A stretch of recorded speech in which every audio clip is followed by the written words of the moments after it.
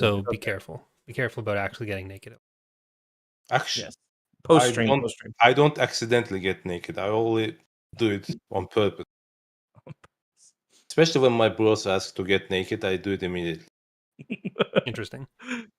All right. Well, hello there, everyone. Welcome to another edition of TapCaf Transmissions. I am one of your hosts, Corey, joined by the furriest person on this podcast, No? Kazoo, who sits behind me now sometimes. It's pretty close, honestly. I wouldn't say it's 50-50, yeah.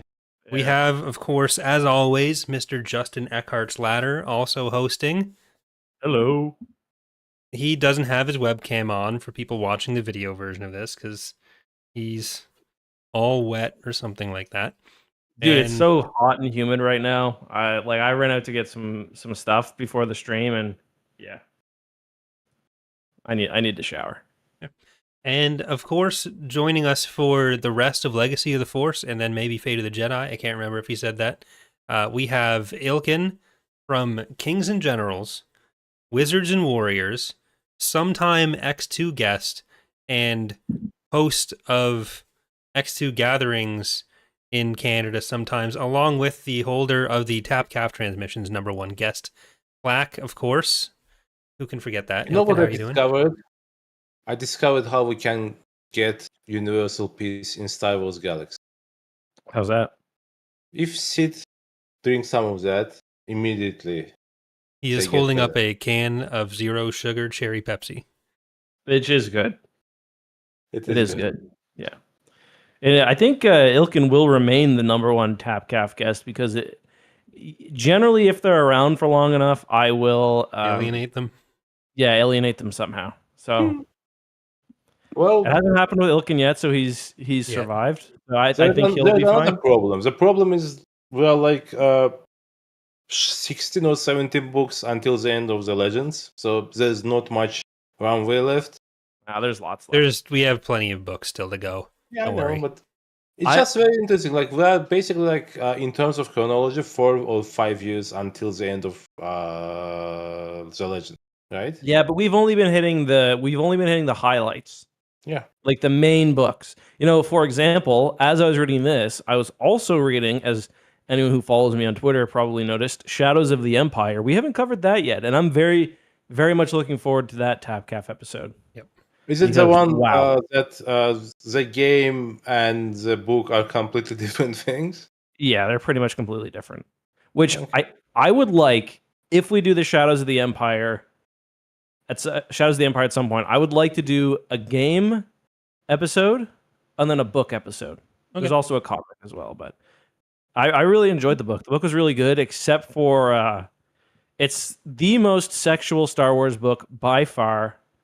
Shizor is always talking about women's asses and like even like his droid. He's like, my droid was the sexiest woman I'd ever seen, and she saw me naked in the bathtub all the time. And is that Guri? I sent her out of the Guri. Yeah.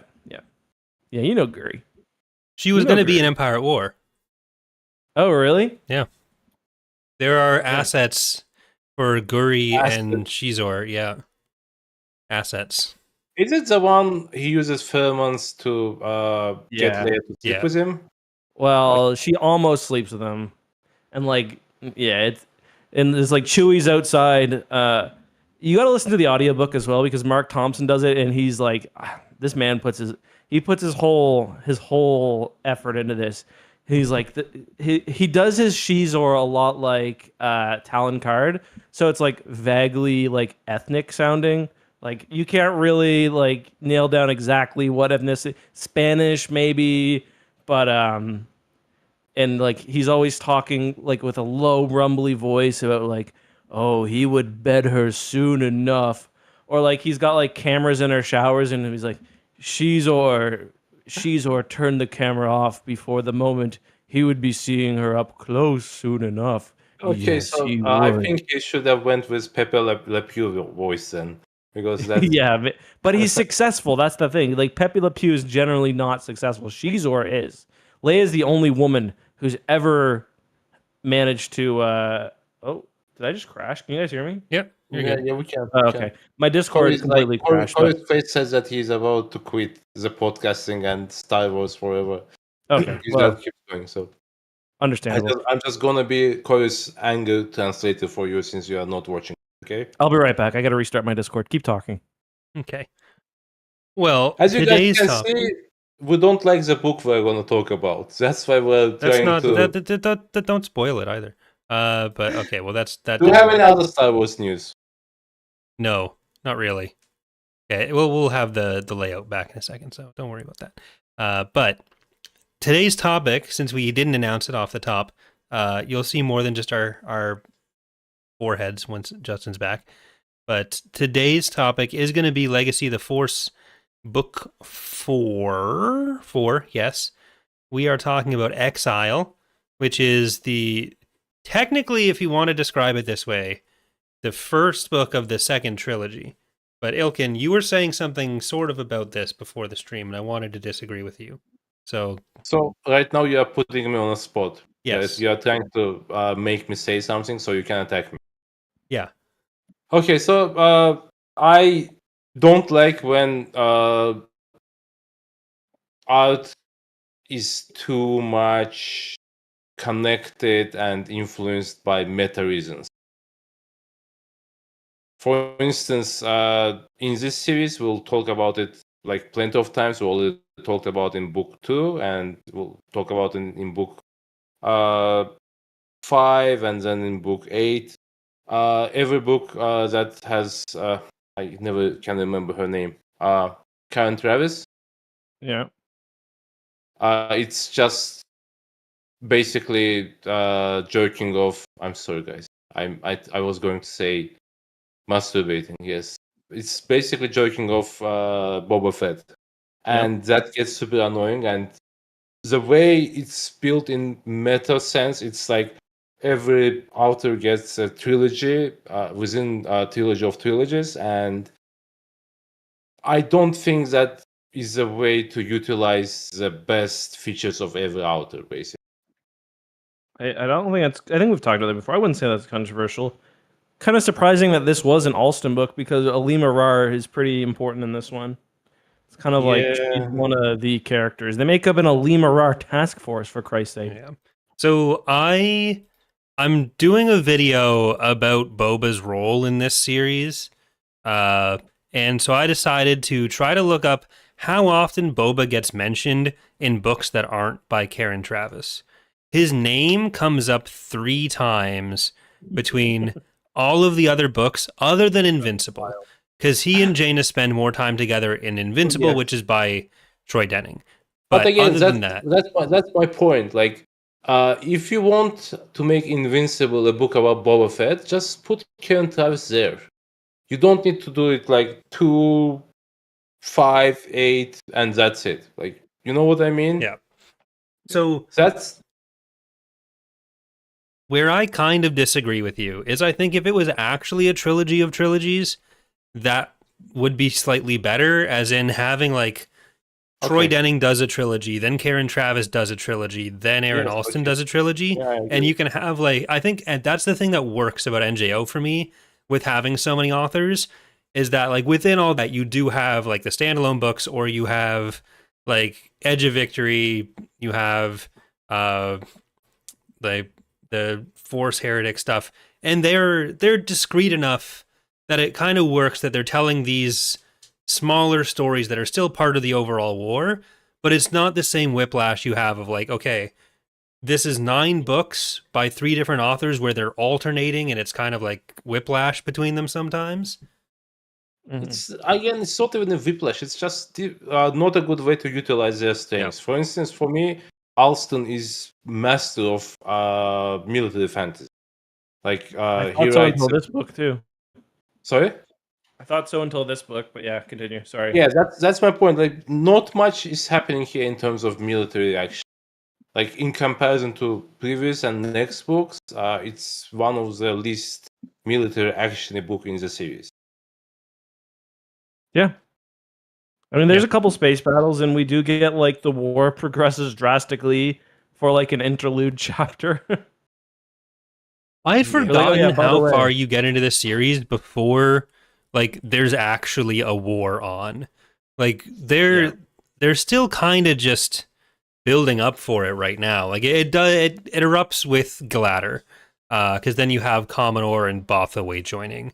But we're yeah, 4 books deep, and that's like when the actual war starts. yeah, yeah. I was surprised by that too, honestly. I for some reason I'd thought like, oh well, book 1 you have the center point stuff, and then it's immediately like shit's popping off everywhere. But it's a much bigger build up. It's been a while since I've read the books. Yeah, no, me too. I was a little surprised as well, And and the I was also surprised how other much Ben annoyed me in this book. Fucking Ben is such an asshole. One of the we'll get to it, I guess. the other kind of like meta part of Legends around this time is that it's hard if you want to tell a story about Boba Fett in this period. This is kind of like the only way to do it because you have Cross Current Riptide, you have X-Wing Mercy Kill, but for a big chunk of like, well, since the end of the NJO, or I guess since the NJO through to the end of Legends Publishing, the post-Endor period, like the current post-Endor period, you have some stuff back that gets added in like Tatooine Ghost and Shadows of Endor. Yeah. Like Yeah. the things that continue the story all had to be part of like whatever the main narrative is going to be. You don't have your alphabet squadrons or like that's something that I think canon does maybe a bit better is like the ability to have all these other things that are still part of the bigger whole, but you're able to have like side stories with other characters. So now if we want to have a Boba Fett story, it has to be how the Boba Fett story relates to what Han and Leia are doing or what Jason's doing. And it doesn't relate to it for a long time, so it feels off in the story. Yeah, again, we'll talk about it when we get the whole like analysis of the series. But just to say the least, we get much more on what's going on Mandalore than on Corellia, on Batavoy, or on Kaminor. Like it's the most fleshed out planet we get. And did I lose both of you guys? Sorry? You I said think what? Corey is up. Corey is dead. Okay. You I'm not dead. I had to check on because just continue. I'm sure he'll pop up. we There he is. we flesh out Mandalore more than any other planet. Yeah. And it kind of is out of place. Like okay, at book 8, Boba Fett enters the playing field completely and fully. But like it's 8 books to get there. Do we really need so much build up to get Boba Fett? Mm-hmm. Like, again, for me, it's excessive. Yeah, I would agree with that as well. Well, we are currently on book 4, so the overall plot of this book, I guess, we have a few plot lines where Luke and Mara are hunting down Lumaya. There's some clues they get, and I guess they make some progress in finding out more of a connection to Jason. They're they kind of they get bamboozled. yeah, a little bit. There's some explosions that happen. It's a lot I of just mean like raiding they get apartments. fully fooled by her. Like they get fully fooled by the message she leaves or whatever. Yeah. Like they think that she's got a child, and Yeah. they kind of conflate, or she lies about what happened at the rock, the asteroid. Yeah, Lumaya convinces them that Jason like killed her daughter, and that's why all of this is happening. Yeah, she's very like unsith like in that she runs a lot of cover for Jason. Like, and I mean she's not really a true Sith like a lot are, in that she's always like she's most worried about Jason, covering for Jason. Like she hops into battles frequently to make sure Jason's okay. You don't see many Sith doing that. Do we have a good reason, in your opinion? Well, she obviously thinks that he's, part of something bigger. So like she thinks he's part of the greater Sith plan, and it's just a different philosophy than like the rule of 2 Sith, I guess. I'm so confused about what she is actually trying to accomplish. Because like she's trying to get this war going. Like, is her end goal actually that she thinks, oh, this is how we get to peace in the galaxy? Or is Alema right? And it's like, no, this is how we fuck with the Skywalkers, which seems more likely. But then she does seem to have like actual genuine like care for what happens to Jason, potentially beyond just like making sure he lasts long enough to cause Luke maximum embarrassment. And what was going on there with Luke at the end where she puts the hand out? What do you think that was all about? They were going to bang. Yeah. She's like, damn, I forgot how sexy he looked. Yeah, apparently if you were willing to shake hands with someone, it proves that you're not evil. It was something. Luke's described as ugly in this book on several occasions, though. Or, like, very scarred, which, like, yeah, I mean, he's been in battles, but I never really think of Luke as being, like, particularly scarred or anything, but... Well, Troy Denning always has him use all these force powers where he says, like, and Luke exhibited or used so much force juice that he aged a year in a minute. And then he just never mentioned again that he looks like 10 years older than he ought to be. So he's just disgusting. He's absolutely nasty. Yeah, I can dig it. Yeah, so that's what Luke and Mara are up to. Ben gets sent by Jason and Lumaya on a little side quest to hunt a MacGuffin to prove he's either good enough or not good enough to be a Sith. Needs to do some killing if he's going to be good enough. Lumaya thinks she kills him. The overall war plot, though, is that the Confederacy is putting out ads in the paper. They're looking for a new Supreme Commander, and then if you want your candidate to potentially get the job, you got to show up at Galadder, and they'll have a nice little conference. Jason, this all turns into a Galactic Alliance assault on it, but there was already a Supreme Commander named Turfanier. Major character from the X-Wing comics as well as Starfighters of Endor. The Aaron Alston stands recognize that name right away. So it turned out to be a little trap. There was actors. Jason was bamboozled, and there's a nice little meeting at the end between you got like Han and Leia there, you got Jason there, you got Luke and Mara there, Lumaya's there, and Jason realizing that this could be the end of all of his plans, runs. Yeah, he just turns and sprints away. And they're like, okay, like, we all came here to save Jason.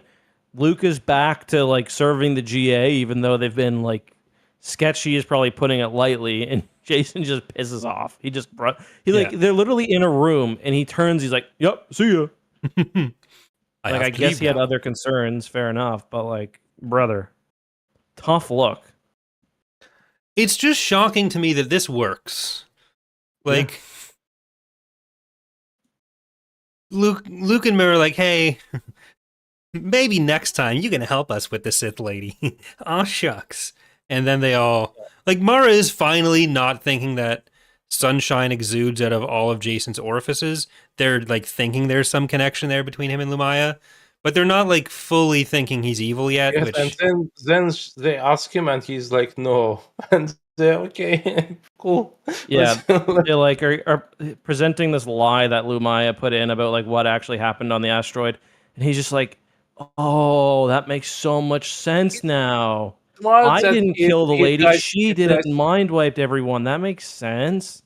It, like, makes sense. He tries to, like, dodge and say that, yes, now she's after Ben to make it look like there's a real threat, etc., etc. But overall, each time Jason is confronted, he's like, wasn't me, and everyone's like, oh, cool. Everyone's like, well, fair enough. He said it wasn't him.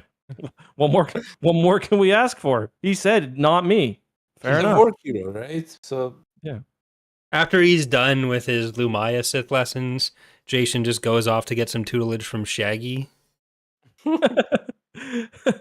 I mean, like, I understand not wanting to... Like, this is part of my problem. I think Jason goes, like, too overtly evil with, like, the... Like he's literally, you know, he's running a secret police, like, book 1 or book 2. And, you know, it's understandable they don't want to think he's a Sith Lord because, you know, he's their little... You know, he's their nephew or their son. So, like, I think the book may have been served a little better by not making him so overtly evil.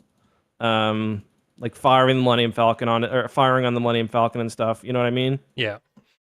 Like, having him run the GAG is, other than I having him be the one that ends up leading the Galactic Alliance and running the GIG, it all just feels so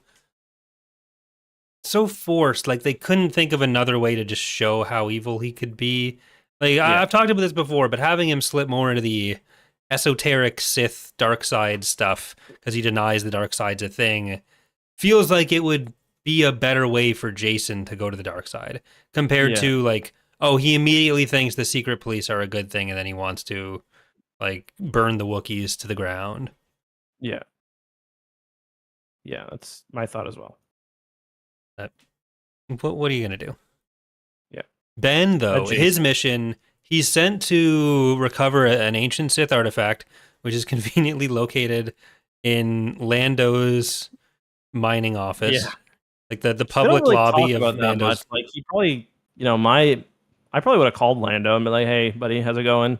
Do you mind if I have this secret Sith amulet that can turn people invisible that you've been holding on to accidentally?" How did Luke feel Yeah, about him sure. having this? Was Luke never there? Did he not be like, hey, man, that's... Yeah. Also, is this a thing that happens now? Like,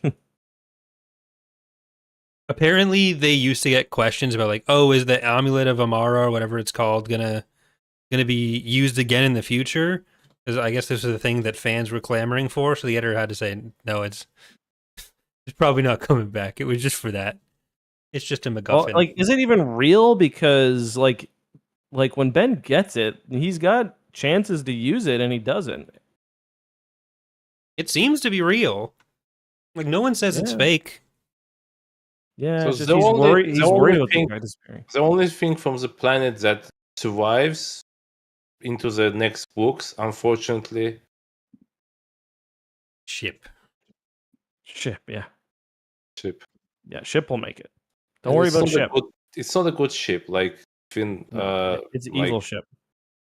it's not like Rey Skywalker and Ben Solo ship. It's just a ship. And It's it's- bad ship, evil ship. It's the stupidest concept in Hall of Legends. Like I have no idea how it still continues to exist into the next series. Well, I I- mean, it's back from the comics, right? Yeah, I don't think there's a problem with the meditation sphere as a concept, but Ben getting one is strange. Like Ben getting one and then have like it's Luke and Ben are like, how can we trace in Fate of the Jedi? How can we trace Jason's fall to the dark side? I don't know. Let's get in your fucking Sith meditation sphere and go find out. Like, That only responds to negative dark side thoughts. yeah, come on, Ben, get your Sith girlfriend, hop in your Sith Corvette, and let's. Oh, yeah, we got to fight with the Sith for about 5 minutes here as well. But how could Jason fall? It's also one of the funniest things with all of Jaina's fight scenes from now until the end of Forever, where like there's this scene where like everyone ends up on Errant Venture. So like everyone's gambling, even Jason's there. So Alema's there trying to hunt down Han because Alemarar friend thinks that win. if she kills Han, that restores the balance of what like Leia took stuff from her. She'll take something from Leia. We're all Gucci. But Jaina She fucking called her mate, something like that. Which, okay, Twi'lek. I mean, Alima's also just like overtly crazy right now, which I do Yes. like. You like But- crazy Twi'leks? Yeah. Is that it? Yeah. But anytime Jaina starts a fight, it opens with Jaina felt a rage building within her. It's like in anyone else, this would be taken as a bad dark side thing to happen. But we've already done the Jaina's on the dark side plot, so we don't have to worry about it anymore. the sword of the Jedi prepared to massacre. All right, shit. Okay. Do you guys think that when Luke declared her Sword of the Jedi in the previous series, he was like the authors already knew what they're gonna do with it? No, No, I don't it think was they- just any like idea. a gimmick to use somehow, right? I mean, they don't even. I mean, I think the idea is that she's like.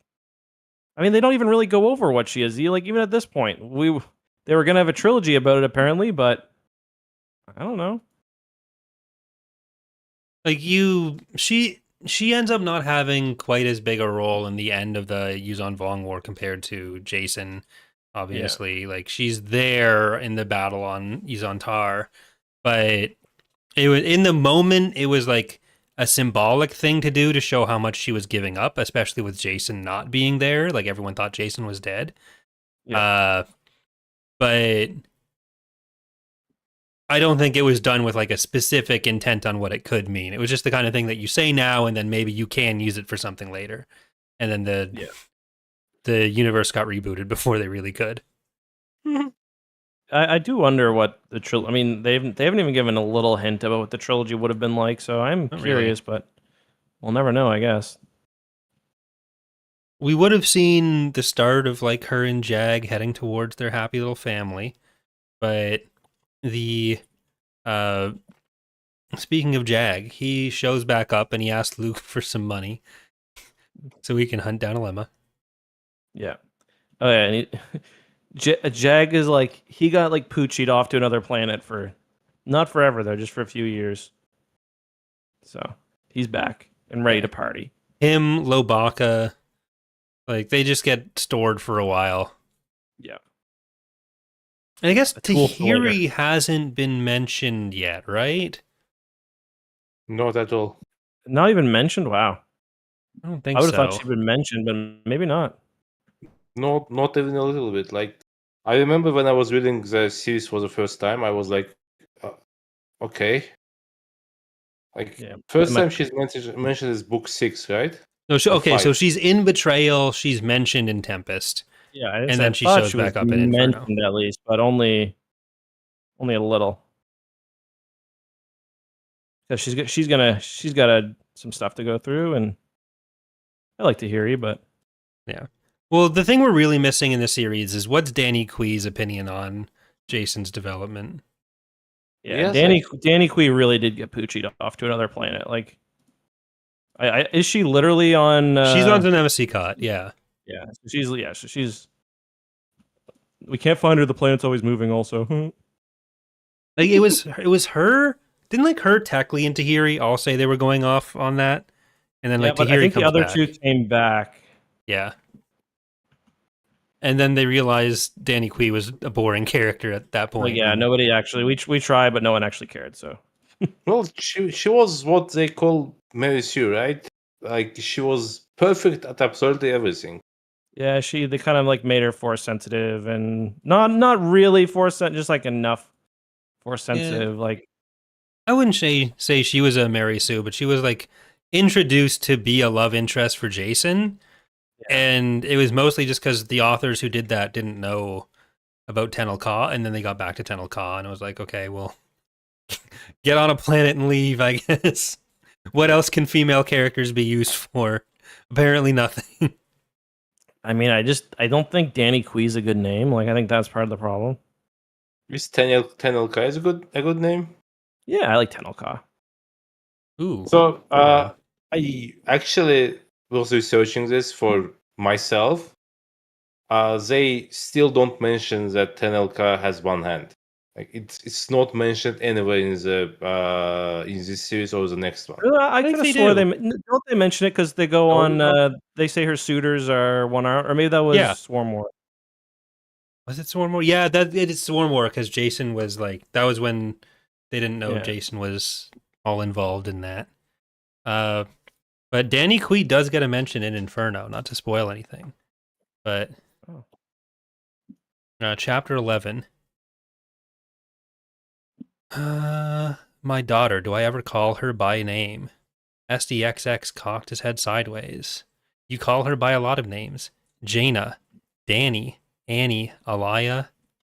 So I guess that's the Danny Quee mention, is that Jason's saying her name in his sleep. Yeah. Ooh. And they also don't mention don't mention any other species in the Karelian system. Oh, like the Solonians and stuff? Yeah, Karelia is basically humans and humans. Don't they mention Nope. The Drawl Governor General lady? Nope. Maybe, but not the species itself, just the fact that the name exists, maybe. I don't know. At least AI overview. from what I have I guess drawl could be like it could be refer to the species or the like because drawl is the planet, isn't it? Yeah. Yeah. And well, it's both, but Yeah. where's Yeah. Marcha? You know what I like the best Nope, about not this mentioned. book? Never mind. The best thing about this book is how petty Jason is to that smuggler lady. Yeah, I actually irrelevant. liked her. I was kind of sad she didn't appear in any other books. I But- like how like Alima Rar is helping her gamble for no reason other than like she Yeah. seems to enjoy it. It's part of the balance. Levint helps her, she helps Levint. But it's just like I forget who she runs into, but the chapter starts or the sequence starts off with like she was off to help help her friend gamble basically. Well, they're Lando. not friends, but She runs into Lando at some point. No? oh yeah, Lando, yeah. Lando who's got a cane, but obviously doesn't need one. No. Well, even it's though- just a secret gun. yeah. It helps him look distinguished. Yeah. Even though he would be pretty goddamn old at this point, but Yeah, it's I fine. mean, He's he's older only than- what a couple of years older than Han, right? So yeah, I just guess had a He's baby. he's not necessarily Kane old, I guess. has Lando Jr. been introduced yet? Um, No, I don't think so. No, he's Fate of the Fergus is Jedi. mentioned in this book, I think, or in the next one. Yeah, he's 41 ABY. Legacy of the Force Fury first mentioned. So like Lando is pulling a fucking Keith Richards or something. Or Yeah, except his wife's Jagger. like properly aged. Like Tendra is like in her 50s. Like yeah, she's So, like 56. it's- She was it's a born mir- it's a 14 miracle. BBY. it's a miracle, baby. 14 BBY. She's younger than Luke. Fuck sakes. Classic Lando. Well, you're watching King of the Hill as well, right, Justin? Yep. It's Cotton and Dee Dee. Wait, watching what? And Didi, yeah. And then there's Good Hank, Lando Jr., same thing. Yeah, I guess it is. But so with Ben, so he has his mission handed to him from Jason via like another Jedi trainee girl. And who he's just like instantly thinking about how hot she is. Yep. Which, fair enough, I guess. he's 14. This is everything Yeah, he it's does is very 14. realistic. Yeah. Because he's given this data pad with all the information on what to do. Like, how do I not look conspicuous when I'm trying to read this? Let's go in a closet because no one watching on a camera is going to be suspicious that I spent 6 minutes in a closet with a data pad. Again, 14. Yeah, I guess that's fair. that tracks. It does track. All right, so we have like the Confederation has a little bit of a break. There's stuff going on with Denjax, Tepler, and Durgedgen. The big development with the Confederation, I guess, other than getting Turfanir as a Supreme Commander, is that Wedge resigns as the Corellian Supreme Commander. This is before they have He's their resigning. whole He's not happy about the Tenel Ka thing. Yeah, yeah.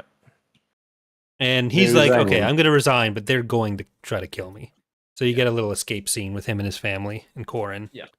It's like the most X-wing scene of the novel where they have like a bunch of them like fighting, trying to escape a planet because Corrin's there, and who else is? I guess the wives are there, and they do a run on a ship, which is pretty cool. Something about the description of Corrin always throws me off. Like, he gets described as like a bit like a short but like really bulky dude, Yeah, which just is not how I picture Corrin. yeah. I don't picture him like that at all. Like he's, yeah, not short. Definitely not short. He's more like, I've been trying to think about who my Corrin fan cast would be, and I don't know, but not a short and bulky man.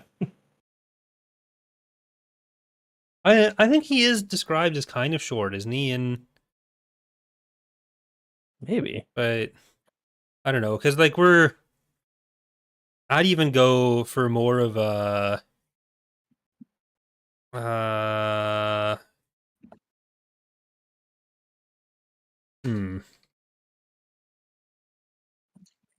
Seth Green, maybe. Let's go with Seth Green as Cornhorn. That's maybe a little. He's like 5 feet tall. Maybe a little too sharp. Yeah, that's a bit too much, Corey.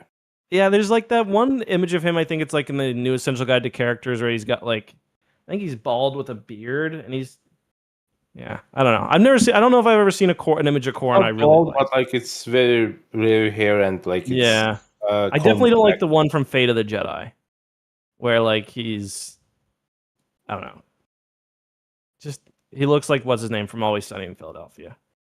Harley Day. I forget his Yeah. name, but yeah, it's I don't know.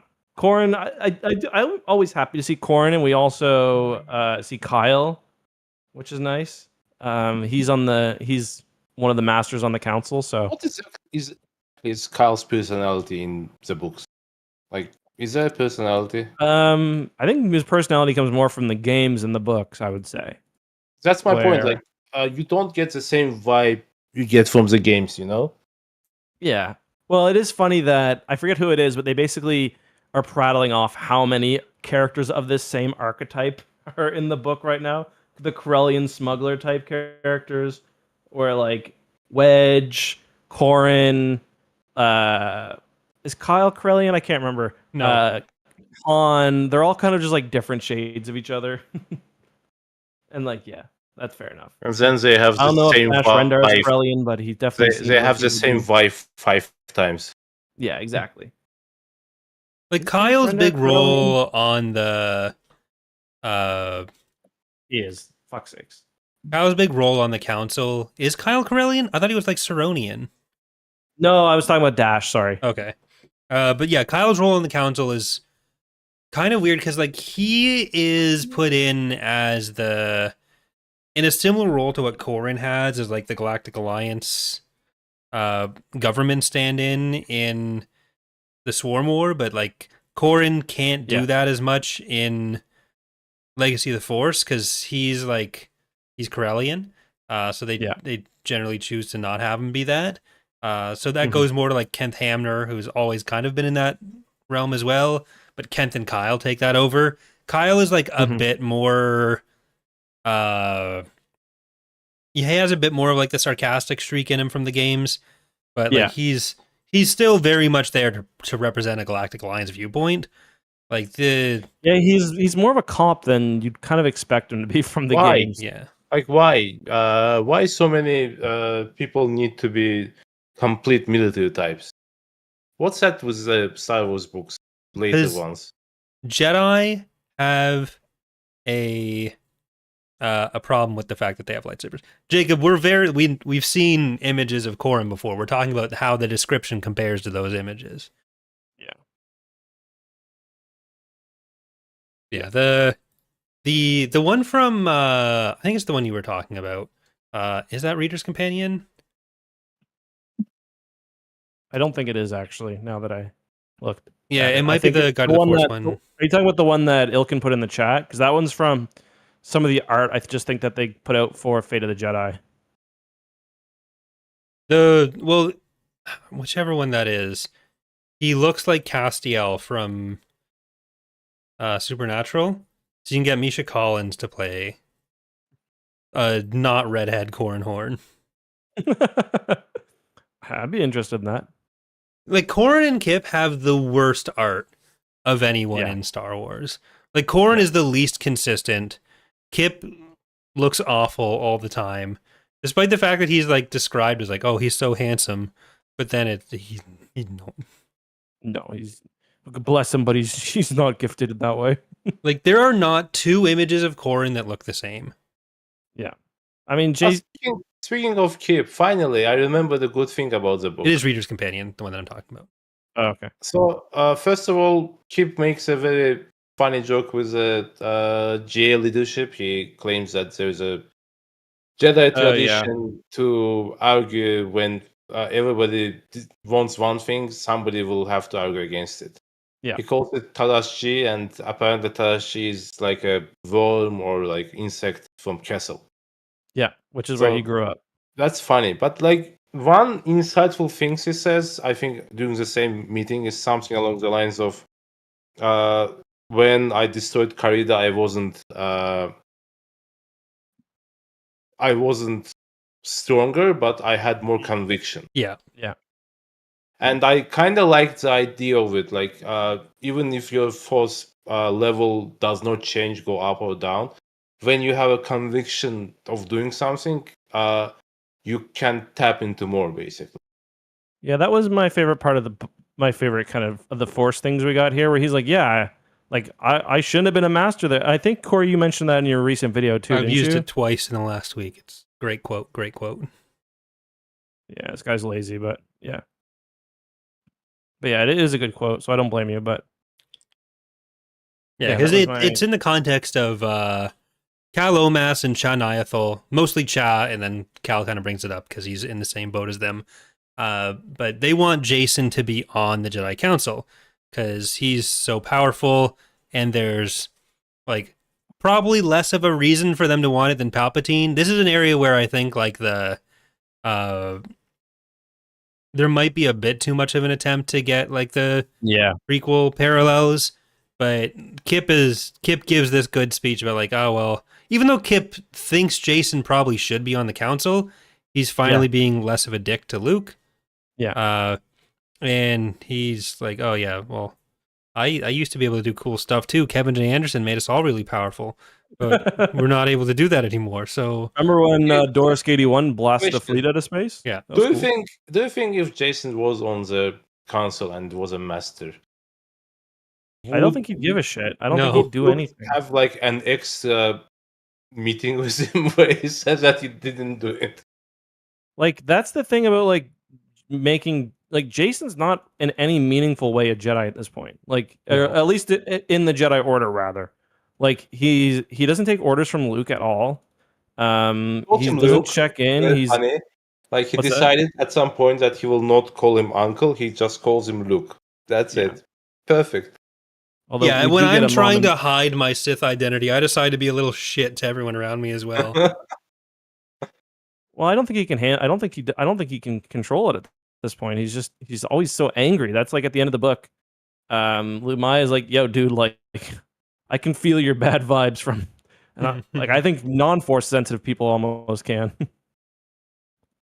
You're I making do us like all it. He's arrogant. uncomfortable. He's like, "There's no Jedi on this ship," and he's like, there's some people are just like latently force sensitive, and like you're giving off extraordinarily bad vibes right now. Jason, your eyes are yellow. Yeah. Think. Your eyes have been smoking for 30 years. You keep saying "fuck my uncle" out loud as well, which everyone knows who that is. They're actually quite fond of him. It's crazy how willing the Jedi are still to like play ball with him too. Like you guys are it almost feels like Alston wasn't sure what to do with some of the characters because everyone's together on Errant Venture despite their various political affiliations at this point. Like they have the escort mission to get everyone on the ship safely, and then like they're all leaving, and like Luke and Wedge are like, "Oh, what are you guys gonna do? You're gonna stay and fight? We're gonna stay and fight. You wanna meet up for dinner later?" And it's like, "Oh, see you later." And like it's one of the bigger examples of how the universe got to the point where if you are anyone that lives in the Star Wars galaxy, you should be fucking furious at the Skywalkers. You should be going to kill them. No one's lives matter except for these small group of people. Like, if there was an Andor in Legends, it would be about how all these fuckers are these weird, overly powerful oligarchs that determine everything. And it's not even like, oh, well, they're these platonic philosopher kings that are so benevolent and doing the right thing for everyone. Half of them are like, oh yeah, I made a bunch of money smuggling drugs and advertising gambling to children. Like Lando, Talon Card, Booster Tarek, the whole lesson from half of their friend group is actually being just a capitalist entirely guided by where can you make the most money is the most epic thing possible. You. What? Everybody will forgive you in 20 years. It's okay. Yeah, Yeah, I mean, Lando's literally a war profiteering now. Yes. That's his full-time gig. Right? He continues selling droids to anyone. Perfect. Yeah. And not even Luke like gives him a call like, dude, like, can you not sell stuff to Jason for 5 seconds? Not to the bad guys, please. It's kind of crazy how like how widespread the YVH droids become in terms of like function. There's not a Yeah. perfect analog with like modern technology, I don't think. But the closest thing would be if like tanks got advertised as like soccer vans as well, which I guess they Yeah. kind of are if you have like Hummers that are Yeah. Also babysitters. yeah. Yeah. Like they're everywhere. They do everything. And I don't think it's just because like it's Ben and Ben gets a YVH nanny droid with weird, uncomfortable to look at breasts. That wasn't uncomfortable for me. I had a great time. Oh shit. Well, there's Nana that was from Jason, Jaina, and Anakin. Yeah, Which she one obviously wasn't a was? YVH. Was it the T? Yeah, it was the TDL nanny for Ben. Yeah, Yeah, and then which I looks think even Nana more dies in unsettling. the. Doesn't Nana die in the Jedi Academy or in the the Jedi Academy trilogy on Yeah, like when Anakin's like on off on his Anawad or own? whatever. Yeah, I genuinely think that they should have killed Wedge in this. They should have killed who? Wedge. you'll never get me cheering on the death of Wedge. I'm No, sorry. So about cheating. no. Like, you already killed Anakin and Chewbacca in the previous. Like, give us somebody. But Like, I like Wedge. They're I gonna. understand. I mean, spoilers, but they're gonna kill someone next book, Ilkin. You can't just kill everyone. If I Jason's sacrifice was Wedge, like no, not Like Jason. fair enough, I honestly. think I think Karelian government should have killed him. I think that He's would not. have been He that just would have been tough escapes. because He just yeah, escapes too much. I and mean he's he's Wedge. needed to set up you need someone from the Corellian side to be on the coalition, and there's not Yeah. really anyone else. Like other than maybe Han. But Han was always too much of a like not really associated with them. Yeah. So I don't think you can do without Wedge for the second half. What else? Jag, Zek, and Jaina Soul Jaina.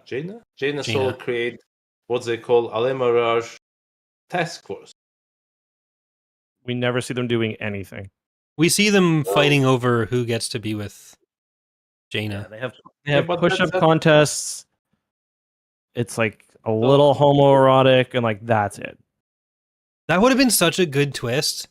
Like instead, like once it That would becomes have clear been that Jaina doesn't want a relationship with either of them, they just they start kiss. fucking. like to be fair, Jaina sucks. Annoying as fuck.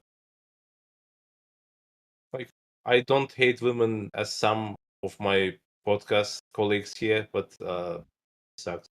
Give it time. Jaina just wasn't given enough time in the last like 6 books where her plot line wasn't which guy is she gonna end up with. Yeah. But like she gets more away from that once they settle on it being Jag and realize that Jag is not an interesting character that you can actually do anything with. So he's just a piece of cardboard that kind of hangs out with her sometimes. So It's she just can do funny stuff because like again. he's like almost by design not interesting. Like it's not like they accidentally like that happened accidentally. It's like every time we see Jag, they remind us of how fucking boring he is. Hmm. And at some point in the next series, they even joke about it. Like, there's a meta joke about him not having humor, not etc. But one thing they do in this book, this task force, they upload a tracking software to find Alema, and they actually do. So Yeah. we Because she's got that bad habit of like memory wiping people. yeah. Which, yeah, that would be super annoying. So fair enough. Just gotta electroshock your stuff. Yeah. I didn't like how they were able to trap Jason in Gilater. I thought that it's really not layered enough in terms of a plot to get him there, and he enters the trap like it's nothing. Yeah. Well, I think you can justify that with the current mental state he's shown in, even if it's not like a mental state we necessarily agree with for the character, where he's just so eager to go and do this shit that he doesn't He's worry like about it manic that at this much. point. But then you also have Lumaya, Luke, Mara, like all of the most powerful Force users in the galaxy, and none of them are like, hey, this feels a bit off. But Yeah. Also, like, none of the actors leaked it. Like, come on. yeah, you can never like trust actors to not Can't leak trust stuff. actors. Somebody will post on their IMDb, etc. We get MCU, IMDb. Secret Confederation meetup. I was fake Fondor president. There was actually a network set up on Space Twitter to track people that were pretending to be political or military figures from other factions in the galaxy called Discussing Flim, and they started talking about it. But the thing was, half the information was fake, so nobody believed it. Yeah. Sort of a psyop. Zach would have enjoyed that joke. He hates those guys. I'm looking for the But he notes. doesn't know who Flim is. Yeah, that's true.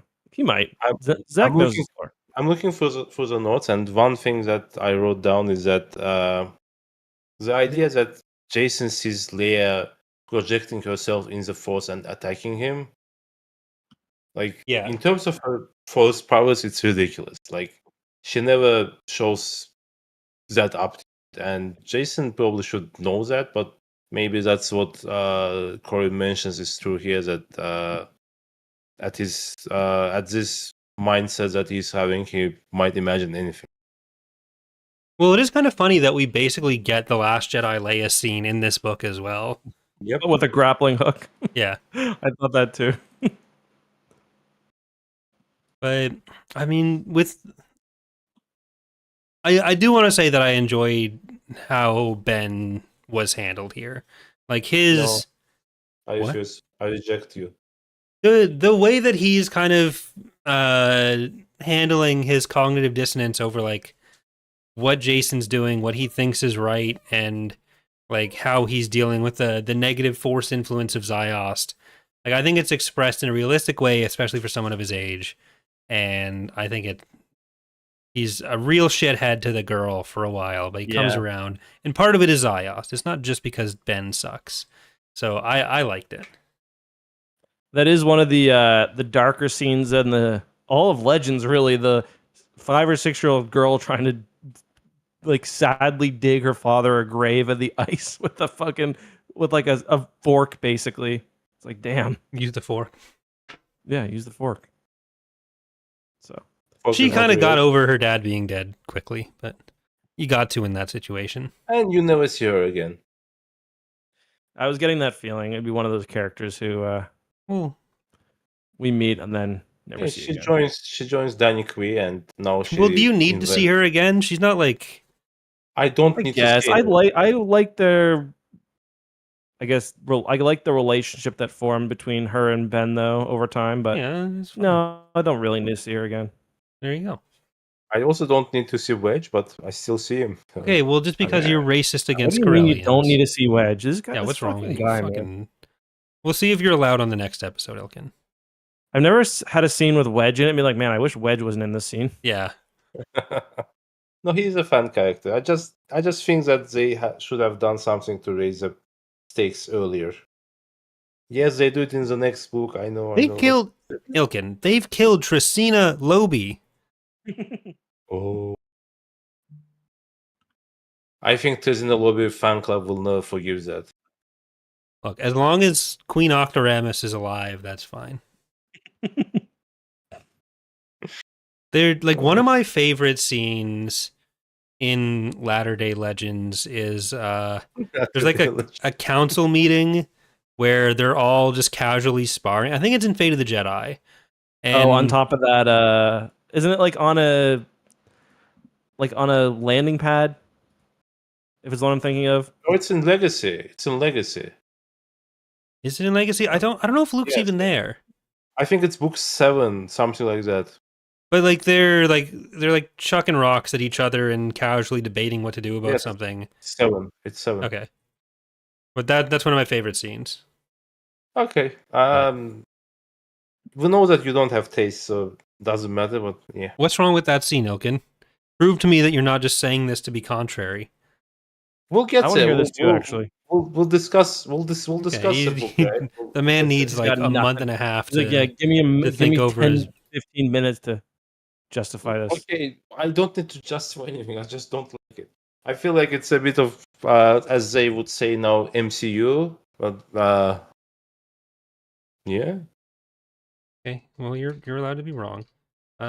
Okay, always. so it is very much a middle of a series book. There's no like conclusion, anything to really get Yeah. too far into. There's some character development, but a lot of the characters aren't even that far from where they started the book. I think Ben is probably the one that ends up farthest from where they started. Maybe Wedge, like physically, is farthest from where he started because he's not allowed on Corellia anymore, or else they'll kill him. But with that said, how are we feeling for ratings? Ilkin, do you want to So, start us off? just last thing. The book ends with Lumaya talking about sacrifice with Jason. Yes. And if Lumaya says the word sacrifice again, I will kill her myself. Hey, Jason. Have you remembered that you've got to kill someone you love? You know all those people that I really don't like that I've had. I'm over it. I'm over it. But remember, But you got to do you've it. And gotta not kill for someone. me. It's actually for you. And Jason's like, oh, there's got to be the person I love the most. Like I did, would have, and I just Yeah, kind not of the like person I them. love the most, right? Like I'm ready to be a Sith, but like, I mean, come on, though. See, See, I thought that was Yes. the start of a sentence, but Spanish. it was just C. no, see. All right. A quick recap as I put in the C. That's a 3. So that's what far, he meant. so far, uh, Justin has rated all of them 4, so a B for all of them. Ilkin has rated all of them One's also B, about to be a B too. So and I have rated all of them B, except for I've given the only C up to this point because I gave Tempest a C. I think I'm Ilkin going just to gave this go one B a as C, well. didn't he? What's that? Ilkin just gave this one a C. I meant up to like through Tempest, in the Okay. first trilogy, if you will. Yeah. Yeah, I These think I'm have all going been B as well. enjoyable. I've liked all these. Yeah,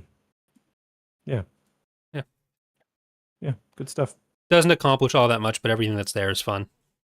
I like the setting more than the Yuuzhan Vong War. Like, just generally. I know I said that every The time, but background, like the background event.